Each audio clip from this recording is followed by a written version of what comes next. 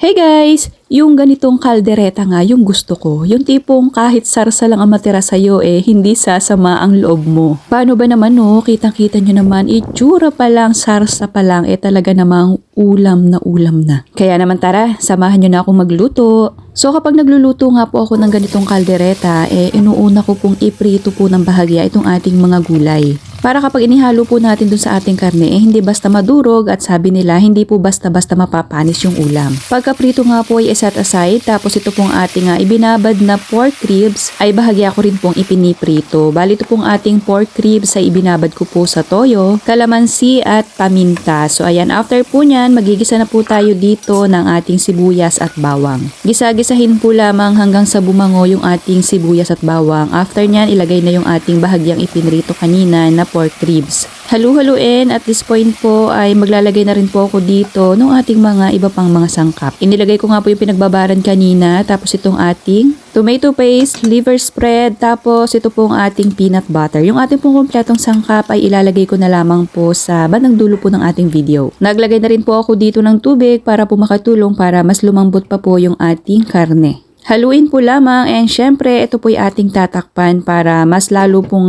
mabilis maluto yung ating pork. After ilang minuto ng pagpapakulo, ito po yung ating hahaluin para hindi naman po matutong yung pinakang ilalim. At ilalagay ko na rin po dito yung bahagya ko pong pinrito kaninang mga gulay. And syempre yan po yung ating titikman at nagdagdag pa nga po ako dito ng paminta, seasoning granules at saka nag-add na rin po ako dito ng asukal na pambalansi po ng lasa. Akala ko nga dati, yung mga ganitong masarsang ulam, mahirap lutuin. Hindi naman pala. Mabilis lang mga mi kasi pagsasama-samahin mo lang naman yung mga sangkap. And syempre, pakukuluan mo hanggang sa lumambot po yung karne. Pero yung mga ganito pong recipe, mas masarap kapag hindi nyo po mamadaliin ang pagluluto. Kasi yung sarap po ng ganitong ulam ay base po sa tagal ng inyong pagluluto. So ayan, naglagay na nga rin po ako dito ng sili and mga mi, gusto ko po ay cheesy kaya naman mag-a-add pa po ako dito ng grated cheese pero yun naman po ay optional na lang. Mas lalo po kasing malinamnam kapag yung inyong pong kaldereta ay merong keso and syempre mas appetizing pong tingnan. So yan po yung aking tinakpan at hinayaan ko pa po sa katamtamang lakas na lamang po ng apoy. Gusto ko po kasi yung nagmamantika or nag-o-orange-orange na po yung pinakang ibabaw Kapag ganyan po ang itsura hindi po masasabing minadali sa pagluluto.